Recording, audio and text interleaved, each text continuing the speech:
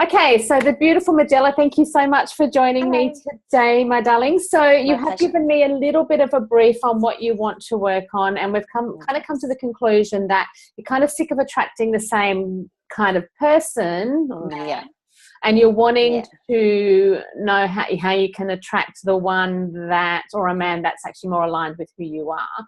And we had a bit of a chat beforehand, which was lovely, and you have said that the guys that you've been attracting have been teaching you things, so that's always a good thing. But I think you're ready to kind of, like, you've learnt a lot from the relationships that you've been in, but you're ready to kind of like move past those. And enjoy one, like love one. Okay. Now, while we were talking, I was getting a lot of messages coming through for you. And the way that Universal Mindset Technique works is that, I can get so much psychic information about a person so quickly, but it's no use it's no use clearing it for someone unless you can connect to it. And there's so many different layers. I like to go straight down into the subconscious to the core issue and the core layer and the core belief, which will then literally wipe everything, and it completely changes your reality after that. So we're going to call this the surface. Like we said, we call this the surface issue, which is, that you are attracting the same kind of relationship and that you're looking for the new one. Let's focus on attracting the same kind of relationship, and we'll start to use this process to go into what's going on underneath. So if I said that you're like, that you have been attracting all these learning relationships, how do you feel about that? How do I feel about attracting learning? I feel good in doing that. I feel like I'm kind of bringing light to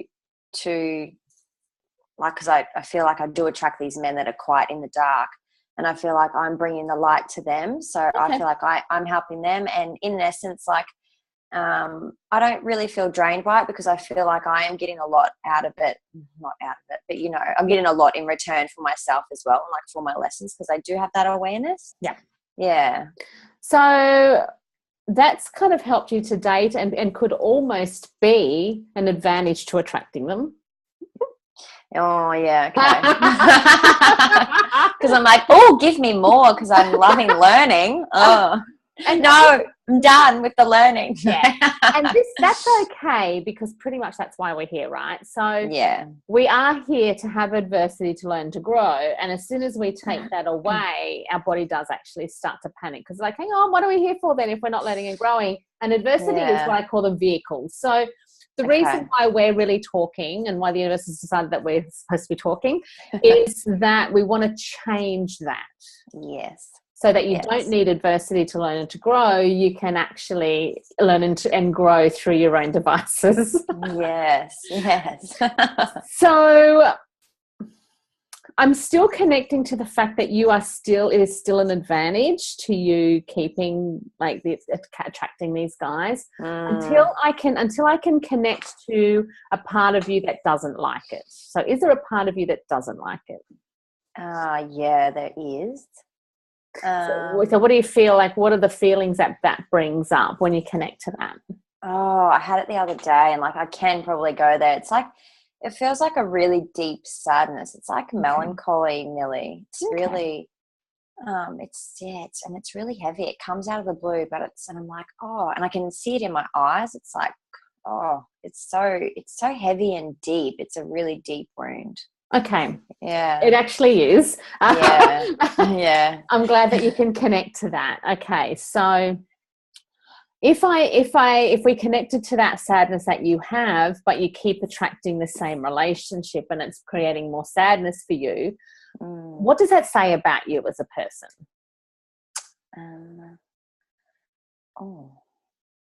And just the first thing that comes to mind. Can you repeat that? Because my brain's going, whoa. That's okay. Try not to answer with your brain. Answer with your heart. Yeah. Okay. So if you are attracting these same relationships which are making you feel sad and heavy, what does that mean about you? Oh, that's obviously within me somewhere. Okay. And that in essence, like I am sad and heavy at times, Yep. Yeah. Great. So let's just say, yes, that's great that these relationships are again mirroring your own stuff, which is fantastic, and they're coming into your life to show you that that's in there. Yeah. So you can actually see where we're going. Once we clear this, you're not going to attract them anymore. Okay. So I need you to now tell me, again, don't think it, just allow it to come through. What is the earliest memory you have of where you felt that deep sadness and heaviness? What's the earliest memory? What's the first thing that comes through? Like Dad leaving. Okay. Yeah. Well, that energy is definitely coming up now. Yeah. Okay. Apparently you need to tell me more. Oh, okay. So Dad I need you to really connect to it. So what happened? Well, so Mum and Dad split up, and how old were you? We would be about 6, I think. Yeah. Okay. And I just don't feel like anything was ever discussed. And I guess because they never fought or anything. Like it was like a really happy little family, and then all of a sudden, like I think we were like at Pony Club one day, and like Dad drove past, and I said to Mum, like, "Oh, where's Dad going?" And he's like, "Oh, Dad's going. Like, we won't see him again." And I was like, "Oh, I was 6," and that's all I can really remember about it, is just being told that, like, that's it. Like I can't recall any other conversations, and it probably could have been, but that probably just remember that feeling like, oh, he's just gone. Like, even though we did see him like, once a month and whatever as we were growing up. But yeah, he just left, and I kind of felt like, like I do have abandonment issues. I've been working through those, but I just felt like he left, and he didn't I just kind of wanted him to fight for me. And when I'm with a partner, it's like if I start kind of, getting emotional and stuff and pushing them away, I just want them to fight for me. I just want them to grab me and be like, I love you. Like, I'm not going anywhere. But I relate that back to my father. So that's kind of why I want to heal all this stuff as well. Because I have a beautiful relationship with Dad.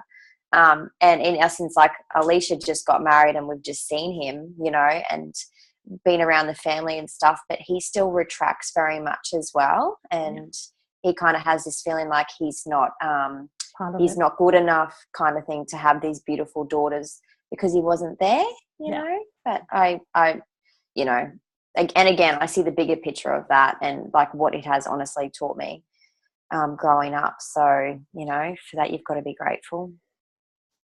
Okay, I need to bring something else up after this. Yeah. So when you were 6 and he's just left, what you did is I think at first you were confused. I was like, what? How can that be? Like, because and then everything seemed perfect. Over time, what you've then done is learnt what it meant to feel abandoned. And then decided that that's what actually happened to try and make sense of it. Yeah. Any other feelings that you had when? Just like that deep sadness, probably, definitely. Yeah, so that's where it's come from. And like, I guess, like looking back on it, I don't know whether I thought about it so much when I was younger. But it's like when you have a man in the house, and like, Mum was only single for a couple of years until she met Pete, and she stayed with Pete then and married him. And he was very much like our provider and protector and everything. But yeah, I guess like when she was single, I would kind of be a little bit scared deep down because I felt like we weren't protected. Great. And I do have that fear with dominant men. Like, and that's I am probably a bit scared of, I'm not going to fluff it up. Deep down, I do get like this fear. It's like I get a bit scared of a strong male. Yeah. Okay. And that's where you're looking for a male to fight for you, but from a different place, because back then when your mum was single, so this is another element. You've got 3 different elements going on, and I want to deal with all of them. So the first one is the abandonment and the deep sadness that you felt. Then there is actually guilt around how your father feels as well. Yeah, massive guilt. Yeah. And now there's also this level of protection and wanting someone to fight for you from not only when your mum was, single, but also now you're seeing it playing out, in all the relationships. So there's 3 different things going on, which we will change today. Okay. Cool. The first thing I'm going to allow you to be aware of is all of this that we're talking about are all coping mechanisms from a 6, 7, 8, 9-year-old child who didn't really know what was going on. So what you've then done is you've created perceptions and you knew that you felt like you needed something, but you didn't know what that was. So you then just went to the closest thing, which was, again, like having someone protect you, people abandoning you. So it creates a level of fear of then people abandoning you. And then also feeling guilty because your dad left and he's really sad about it, but you don't know why he left. And so in essence, you can almost put a little bit of guilt on yourself around that, even though you don't know what happened. But this is all that little kind of 6-year-old brain that going, oh, what did I do wrong? Like as a kid, you're like, what did I do? Thing is, the subconscious takes that. That's why you still have this, is that your subconscious just records that, takes all your coping mechanisms and your perception and makes that your reality. Okay. So then I'm going to go a little bit further. Yeah. And I'm just going to say, okay, so if you feel guilty about your dad leaving, what does that mean about you? The first thing that came to me was like, I feel weak. Yep. Yeah. Great. If your dad abandoned you, what does that mean about you? Yeah, like I've done something wrong. Yep. And that I'm not good enough. Beautiful. And if you didn't feel protected when you were younger, what did that mean about you? And you weren't. If I didn't feel protected, that you weren't protected when you were younger. Just really vulnerable. Yeah. Yeah. Okay. So what that has done, those things, so you've got, I feel weak, that I've done. So I'm just like, oh, those words, they just come out. I'm like, wow. Okay, but I'm telling you, this is the crazy thing, right? I feel weak, I've done something wrong, I'm not good enough, and I'm vulnerable are actually all your beliefs that are actually driving your whole life. Yeah. It's absolutely crazy. The thing is that we don't know they're in there until we dig through these layers, and that's what we've done. So what we've done is we've gone through and we've found them. Hooray. Yeah. And that this is where you'll find that these will play out in other areas of your life as well, not just, with relationships. So it's actually really cool that we found them. Yep. So the first thing we're going to acknowledge is that you have these beliefs simply from those situations, and then from your perception as a 6, 7, 8-year-old or whatever, as to what that meant about you and who you are and so forth. And then you've just hung on to that since then. But now what I'm going to do, and because you've created those perceptions, you've done that to yourself, which is even easier to move. It's not like someone told you those things. Yes. Yeah. You then just thought that that's what it meant. So I'm going to burp now while we let this go. I know, I do it too. I just done it. And then you don't. And pretty soon as we start replacing these beliefs, you'll start to feel energy really shift, and they'll be gone, which will be so good. So this is how cool this universal mindset technique is. It literally shifts crap like you would a boy. Oh, I love it. And finds it. Like, look how quick it's I know. Awesome. Okay, so let's go back. So we're going to talk about the abandonment from your father. I mean, again, thinking about him leaving and everything else. Mm-hmm. What happened is you felt like that you did something wrong and that you're not good enough from that happening. But in your adult brain now, what is the truth around that? Around him leaving? Yep.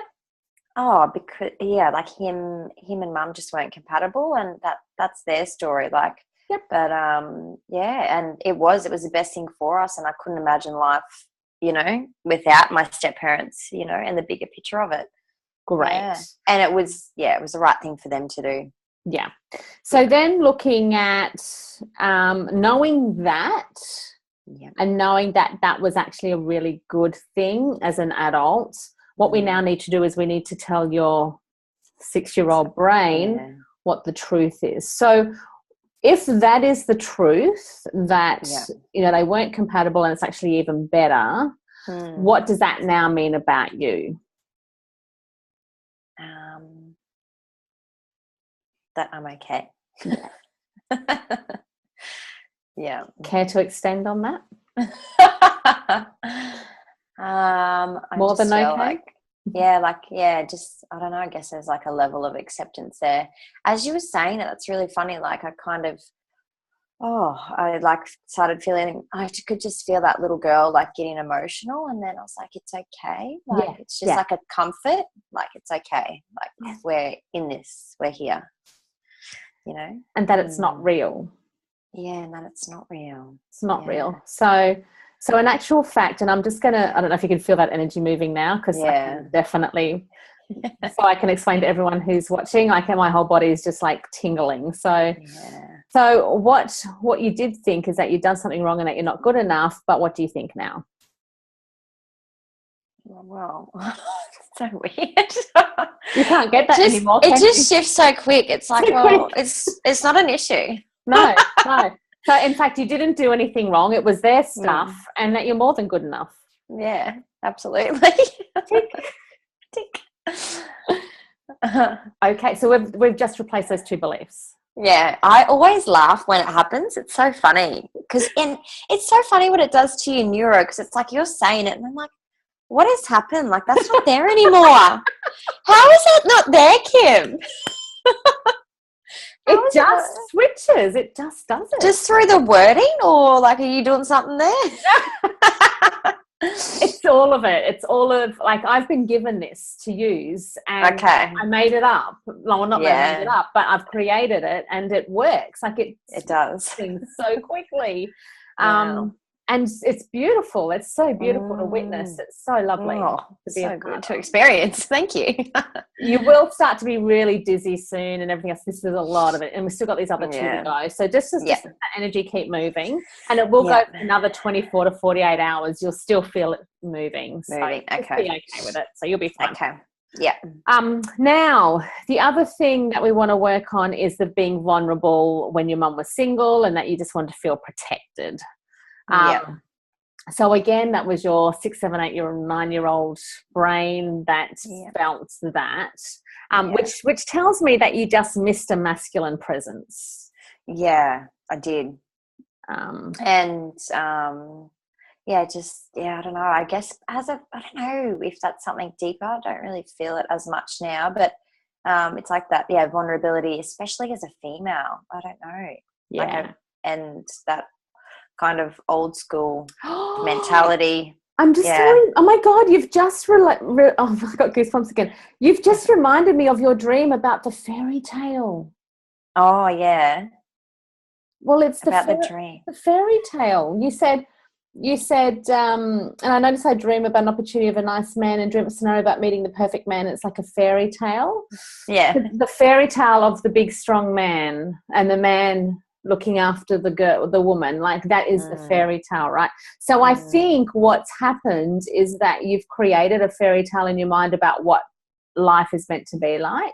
Yeah. So, but then when you were younger and there was no male, it's like your dreams were shattered. Oh, dreams. Yeah. Your dreams were shattered. Yeah. And so then you've then felt vulnerable and, you know, again, not cared for, not looked after, and not safe. But again, that was your 6-year-old brain doing that. Now I can feel this is pretty ingrained, this fairy tale concept. Where did that come from? I could just remember feeling really stressed. Like every time I'd go to bed, I think I was quite anxious, but I just didn't know what anxious was, I guess, back then. And to go to sleep, I would legitimately dream about getting married. Like it's like getting married would make all my problems go away. And and because I would essentially have someone to love. Yeah. And I wouldn't have to worry about loving myself. And and that's why I'm forever grateful that I haven't married any previous partners, because they taught me to fiercely love myself before I could love anyone else or let any kind of fairy tale love in, you know. Okay. Thank you for saying that, because you've just then told me what we need to do. Okay. So because the fairy tale concept, the concept is still there, even though you're so this is your concept that you've created when you were younger. So even though your experiences have been to love yourself, you've still got this concept that to wait or to have this fairy tale love scenario. Yeah. But what I want you to say, that's your childhood, like, it feels really primitive. I think that's because it's actually the strongest belief that you have around a relationship and a way of being here on this planet. You can feel how deep that is, right? Yeah, I can. Now, that's your childhood perception, and you might have learnt it from a Disney movie, or you might have, you know, it could have been from any of those, okay? Yeah. You've definitely learnt it from somewhere. Yeah, okay. I have learnt it. Yeah. Then what is your truth around what you've experienced around self-love and not needing it from others? Oh, that you can get love anywhere. You can get love through. Honestly, it's everywhere. You've just got to see it and let it in. And I learned that, like, that softness. If I create that softness within myself and see love, like, love is everywhere. It's everywhere, in everything. You can't believe how much it's in, Kim. Like, when you see it, it's like, holy Moses. Like, I'm looking out the window now and I just see, like, the trees, like, you know, swinging in the wind, and I think that's love, you know. And being able to see that, like, some people can't see. So you know what you've just done? You've just replaced the fairy tale concept. Try and go back. And think of. I'm like, and think of. You can't even go back to it anymore. High five. Woo, high five. Oh, my phone that was a real high five. That's gone. Cool. Which means that whole needing to be fought for and the vulnerability is gone as well. Yeah. Because you then know that you're actually okay. Even though your experience was there, you hadn't actually replaced the old belief with that current reality. Yeah. Okay. Wow. Yeah. Because you could feel how strong it was. Now it's gone again. Yeah, that was a big one. It felt in really my body. Yeah, it was really, and it was kind of felt like it was making me weak. Yeah. And I just realized, like, my whole physiology, like, I sat up and then, as it shifted, I feel much more like, you know, when you're in, I'm just here. Yeah. And that knowing, that inner knowing just feels so strong and so good. So now I need to go over to the fact that you felt guilty that your dad left. Yeah.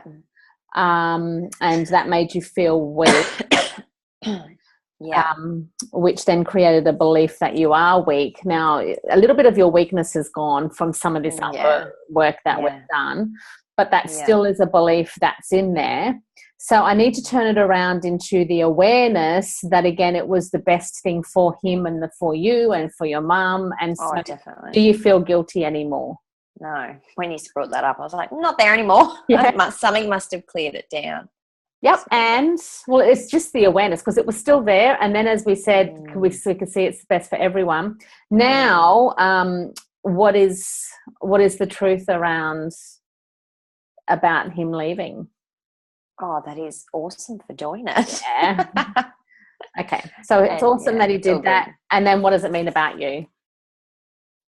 Oh, that, I don't know. It just kind of brings this, it just brings like happiness. I feel like massive happiness with that. That's the word that just come to me straight away. Can you feel, I don't know if you can feel energetically, expansiveness. It's almost like spreading your wings.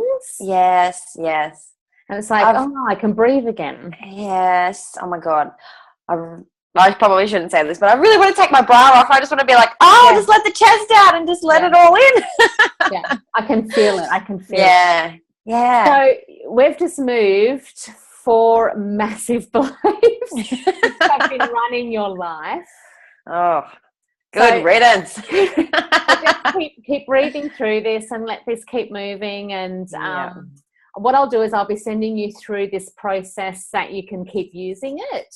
Okay. For any other triggers or anything that comes up. And it also goes through all the universal laws and the sub-laws as well to help you to really see things from the big picture and to really look at things as they are. So that will really help you as well. So how do you feel? I feel so good. I can feel that shifting, and it's all like down this, it's massively impacting and shifting through my left side. I can just feel it. It's like tingling going down. So, I feel even today, like talking to you, I feel like I'm really masculine. My voice is really deep, but I feel like it all softened through. Do you know what I mean? Beautiful. Thank you so much. Well, enjoy. It will another 24, 48 hours. Even someone said 3 days that they still kept having energy shifting last week. Okay. So just keep allowing, but be really consciously aware of your thoughts and of triggers, because they're the really big things that'll help you to see what else is going on underneath there. So.